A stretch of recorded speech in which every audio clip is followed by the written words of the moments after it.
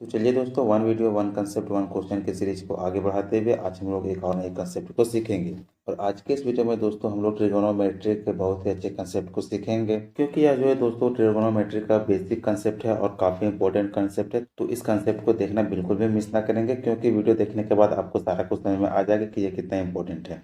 ठीक है, तो चलिए बिना देर किए हम लोग कंसेप्ट को समझना शुरू करते हैं, क्योंकि इसी में बात करते हैं तो देर हो जाएगा। तो इससे अच्छा होगा कि आप वीडियो को पूरा देखें, ताकि आपको सारी जानकारी वीडियो में ही मिल जाए। ठीक है, तो देखिए दोस्तों, सबसे पहले यहाँ पे देख पा रहे होंगे कि ये त्रिकोणोमेट्री कंसेप्ट है। ठीक है, तो इसी का हम लोग एक बहुत ही प्यारा सा कंसेप्ट सीखने जा रहे हैं। तो चूंकि देखिए दोस्तों, त्रिकोणमिति में क्या है कि 6 फंक्शन होता है। तो ये जो 6 है, इन 6 का वैल्यू किस तरह से लिखा जाता है, उन चीज़ों को हम लोग सीखेंगे। तो इस चीज़ों को समझने से पहले हम लोग को यहाँ पे देख लेना होगा कि ये एक त्रिभुज है। ठीक है, ये त्रिभुज आप लोगों को दिख रहा होगा। त्रिभुज क्या है? त्रिभुज ए बी सी, और ए बी सी में ये बी जो है वो कितना है? कोण 90 डिग्री है। ठीक है, तो ये क्या हो गया? तो यह एक समकोण त्रिभुज हो गया। ठीक है, तो दोस्तों इस फंक्शन के लिए यानी कि ट्रिगोनोमेट्री के लिए जो है वो समकोण त्रिभुज काफ़ी इंपॉर्टेंट होता है, और इसमें जो है दोस्तों वो समकोण त्रिभुज पे ही कंसेप्ट काम करता है। ठीक है, यानी कि ट्रिगोनोमेट्री में जो कंसेप्ट यूज होता है वो समकोण त्रिभुज के लिए होता है। ठीक है, तो देखिए यहाँ पे त्रिभुज में देख रहे होंगे कि ये जो ए बी है ये लंब है, और BC जो है ये आधार है। ठीक है, यानी कि BC आधार है और AC क्या है? तो AC कर्ण है।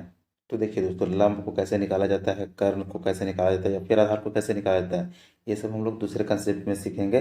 तो इस कंसेप्ट में हम लोग केवल आज जो है वो जो 6 फंक्शन है उससे रिलेटेड क्वेश्चन को सीखेंगे। ठीक है, यानी कि उस फंक्शन को हम लोग सीखेंगे। तो देखिए फंक्शन सबसे पहले यहाँ पे लिख लेते हैं कि क्या होता है।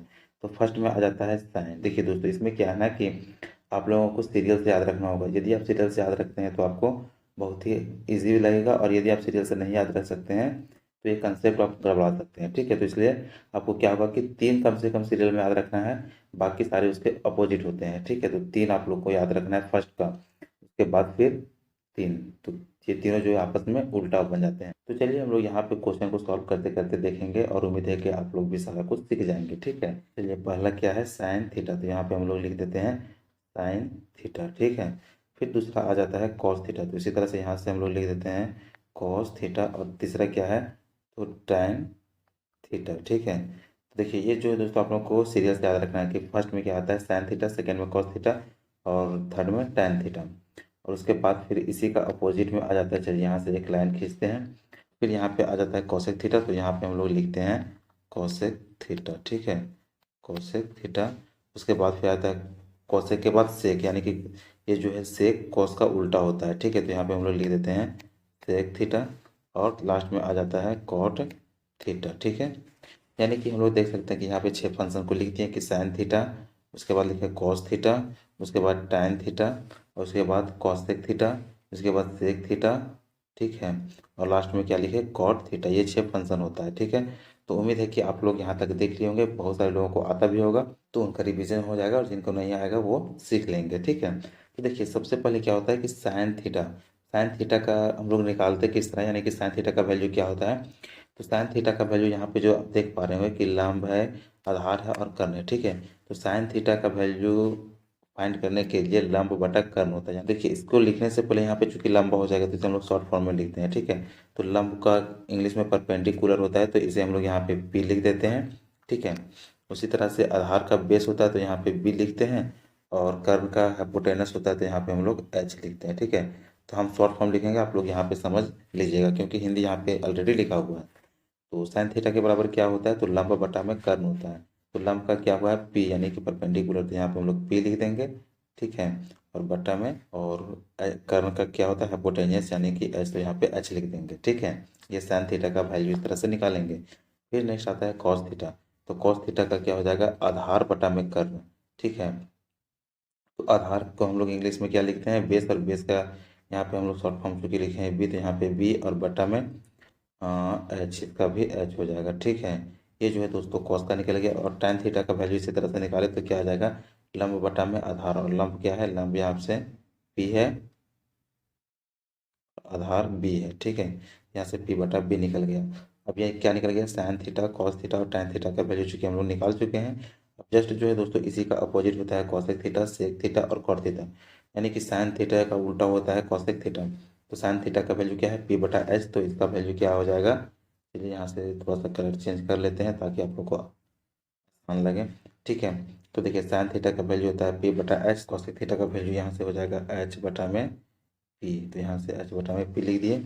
उसी तरह से सेक जो है वो कॉस का उल्टा होता है, तो कॉस का है बी बटा में एच, तो सेक का क्या हो जाएगा एच। ठीक है, तो यहाँ से हम लोग एच लिख देंगे और एच बटा में बी, यानी कि जस्ट इसी का उल्टा लिख देना है। तो देखिए दोस्तों यहाँ तक आप लोगों को केवल समझ जाना है। ठीक है, बाकी नेक्स्ट हम लोग क्वेश्चन सॉल्व करेंगे तो वहाँ से आप लोगों को और भी ज़्यादा क्लियर हो जाएगा। उसी तरह से यहाँ पे tan का उल्टा कॉट होता है, तो tan बराबर होता है p बटा में b, यानी कि लंब बटा आधार, परपेंडिकुलर बटा में बेस, तो कॉट बराबर क्या हो जाएगा b बटा में p। ठीक है, अब यहाँ से आप लोग देख सकते हैं कि साइन का जो वैल्यू है वो जस्ट उसी का उल्टा कॉसेक का वैल्यू है, और कॉस का उल्टा सेक का वैल्यू है, और tan का उल्टा कॉट का वैल्यू। ठीक है, तो ये चीज़ आप लोगों को याद कर लेना है। तो चलिए यहाँ तक उम्मीद है कि आप लोगों को अच्छे से समझ में आ गया होगा, और यदि इसके बाद भी कोई कन्फ्यूजन रह जाता है तो आप हमें कमेंट करें या फिर वीडियो को दोबारा देखें, तो आपको सारा कुछ अच्छे से समझ में आ जाएगा। फिर चलिए नेक्स्ट हम लोग देखते हैं क्वेश्चन को। ठीक है, तो देखिए यहाँ के क्वेश्चन में कुछ लिखा नहीं है, क्योंकि इसमें जो है 6 फंक्शन का वैल्यू हम लोग को निकालना सीखेंगे। ठीक है, तो यहाँ पे देखिए एक इसी तरह से त्रिभुज दिया गया है, यानी कि ये समकोण त्रिभुज है। त्रिभुज ए बी सी ये समकोण है जिसका कोण बी है वो 90 डिग्री है। ठीक है, यहाँ से देख सकते हैं, तो ये क्या हो गया, एक समकोण त्रिभुज हो गया। तो अभी जो पीछे हम लोग कंसेप्ट पढ़े उसी पे आधारित ये फिगर दिया हुआ है, और इससे हम लोग को 6 फंक्शन का जो है वैल्यू निकालना है। ठीक है, कि कितना होगा। तो चलिए हम लोग नेक्स्ट आगे सॉल्व करते हैं। तो सबसे पहले क्या करते हैं ना कि जितने भी फंक्शन है 6 फंक्शन 6 को लिख देते हैं। ठीक है, तो चलिए अब हम लोग फंक्शन को लिखना स्टार्ट करते हैं। ठीक है, तो चलिए फर्स्ट में आ गया साइन थीटा। ठीक है, फिर उसके बाद आ जाता है कॉस थीटा, तो यहाँ पे हम लोग लिख देते हैं कॉस थीटा।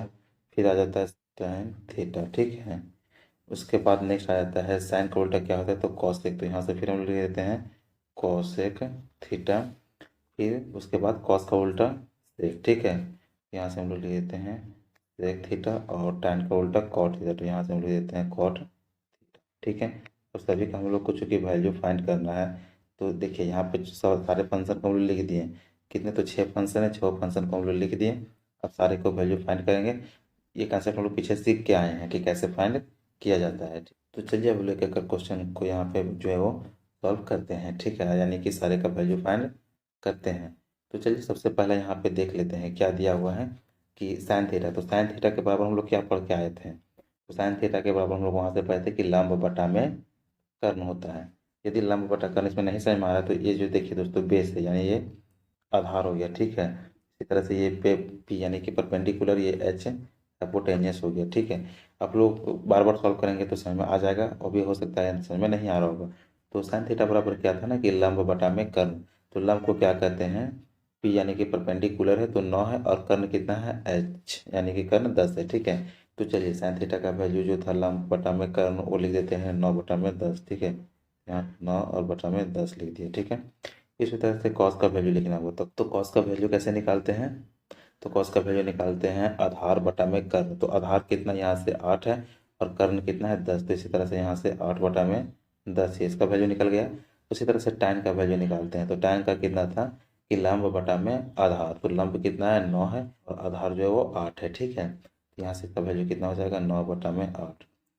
तो देख सकते हैं कि याद रहने से कितने आसानी तरीके से हम लोग निकाल सकते हैं, यानी कि साइन का वैल्यू 9/10, इसी तरह कॉस थीटा का वैल्यू 8/10, और tan थीटा का वैल्यू 9/8। ठीक है, और उसी तरह से कॉसेक जो है चूँकि साइन का उल्टा होता है, तो क्या होता है कि ये जो है वो कर्ण बटा में लंब होता है, तो इसी का जस्ट उल्टा होता है, तो यहाँ से हम लोग लिख सकते हैं कॉसेक का वैल्यू कितना आ जाएगा, तो 10/9। ठीक है, उसी तरह से सेक जो है वो कॉस का उल्टा होता है, तो कॉस का वैल्यू 8/10 है, तो सेक का वैल्यू हो जाएगा 10/8।